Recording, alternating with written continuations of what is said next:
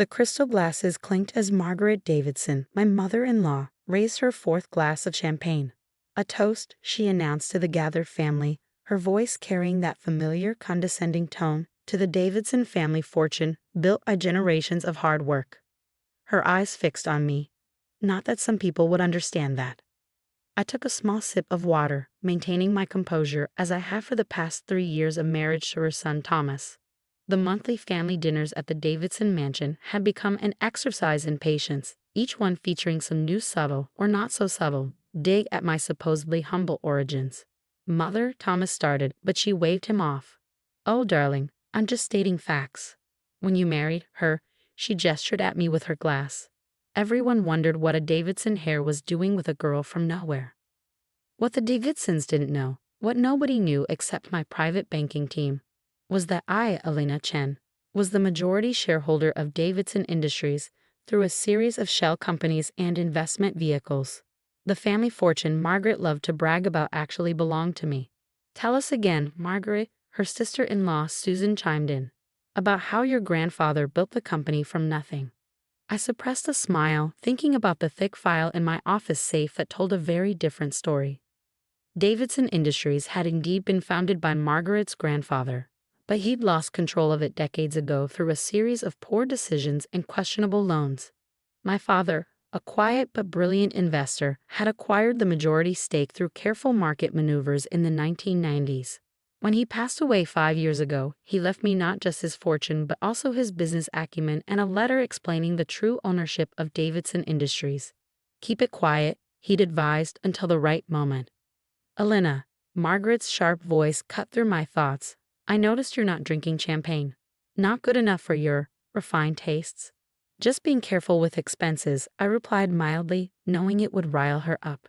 As expected, she took the bait. "Expenses? This is Dom Perignon, darling. One bottle costs more than you probably made in a month at that little investment firm where Thomas found you." If she only knew that little firm was one of my family's many companies where I'd worked under an assumed name to learn the business from the ground up. That's where I'd met Thomas, not the spoiled heir his mother imagined, but a genuinely hard-working man who had insisted on making his own way despite his family's supposed wealth. "Speaking of expenses," Margaret continued, swirling her champagne, "Thomas tells me you're still working. Honestly, it's embarrassing. Davidson wives don't work. We have an image to maintain." "I enjoy keeping busy," I said, exchanging a small smile with Thomas.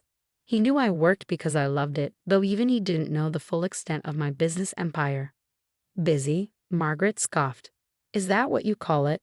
We all know why you're working, squirreling away money in case Thomas comes to his senses. Little gold digger's insurance policy." The table fell silent. Even by Margaret's standards, this was brutal.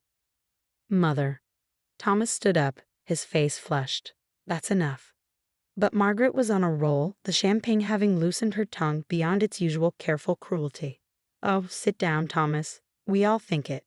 This little nobody appears out of nowhere, somehow gets her claws into you, and now she's just waiting to cash in on the Davidson fortune."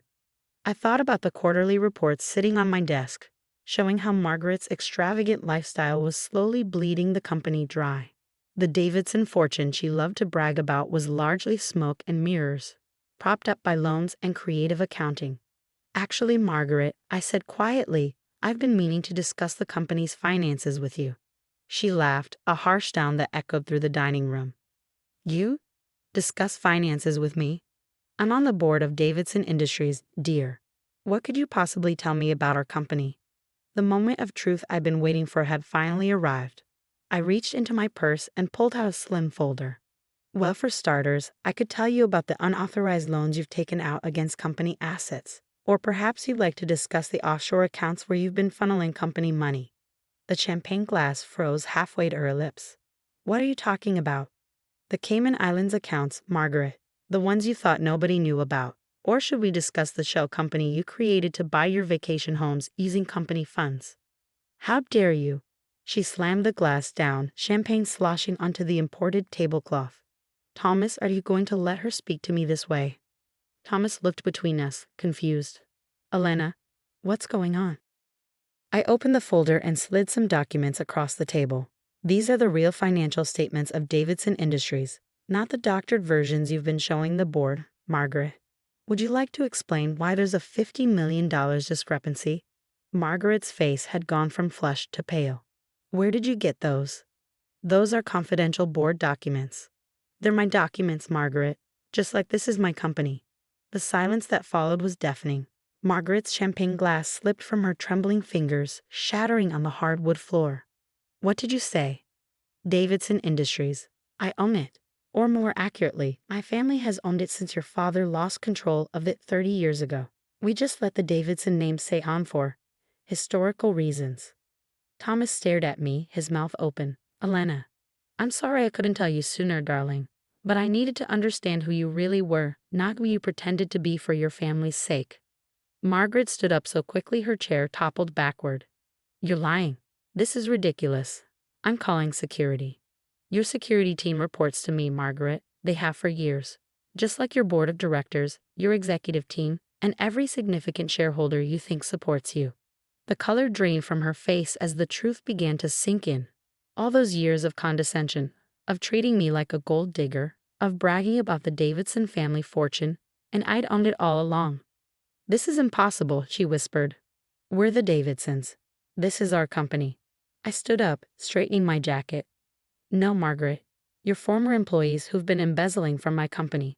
And tomorrow morning, the board will be receiving a very interesting packet of documents detailing exactly how much you've stolen. The room erupted into chaos. Margaret lunged for the documents. Thomas tried to calm his mother, and various family members either sat in shocked silence or began hurling accusations at each other. I picked up my purse, ready to deliver the final blow that would set up the next phase of my plan. The Davidsons were about to learn that their carefully constructed world of privilege and pretense was built on nothing but paper, my paper. Oh, and Margaret, I paused at the dining room door. You might want to hold off on redecorating the mansion. You won't be living here much longer. The morning after my revelation at the Davidson family dinner, I arrived at Davidson Industries headquarters earlier than usual. The security team nodded respectfully. They'd always known who really signed their paychecks. By 8 a.m., my private elevator, the one Margaret thought was reserved for Davidson family only, carried me to the top floor executive suite. Margaret burst through the doors at 8:47. Her designer outfit slightly disheveled, last night's mascara still smudged under her eyes. Get out of my office. Your office? I glanced around the spacious room I'd redecorated last month. I don't see your name on the deed. In fact, I don't see the Davidson name on any deeds anymore. She slammed her hands on the desk. This is our company, our legacy. Actually, I opened my laptop. It hasn't been your company since your father lost it 30 years ago. Would you like to see the original transfer documents? Or perhaps we should discuss the $12 million you've embezzled over the past 5 years? The color drained from her face. You can't prove anything. Wrong again. I turned the screen toward her, showing a detailed spreadsheet of her illegal transactions. Every unauthorized loan, every fake vendor payment, every offshore transfer, I have it all. Did you really think nobody would notice you billing the company for your monthly spa treatments as building maintenance? My phone buzzed. A text from Thomas. We need to talk. Please. The board meeting starts in an hour, I told Margaret. I suggest you use that time to consider your options carefully. She straightened, attempting to recover her usual aristocratic bearing. Options? Option 1. Resign quietly, repay what you've stolen, and walk away with your reputation relatively intact. Option 2. Face criminal charges for embezzlement. Your choice. You wouldn't dare. I'm Thomas's mother. And I'm the woman you've spent 3 years calling a gold digger. Karma's interesting that way. The board meeting was everything I'd anticipated. One by one, the directors reviewed the evidence of Margaret's financial misconduct. Her face grew paler with each damning slide of my presentation. Mrs. Davidson, the lead director finally said, these allegations are extremely serious. Do you have any response? Before she could speak, the conference room door opened. Thomas walked in, carrying a folder of his own. I have something to add, he said, his voice steady despite his obvious exhaustion. He hadn't come home last night after my revelation at dinner. Margaret brightened.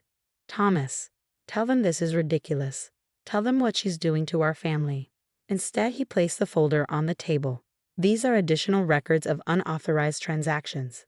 I found them in my mother's home office last night. Thomas, Margaret gasped. How could you?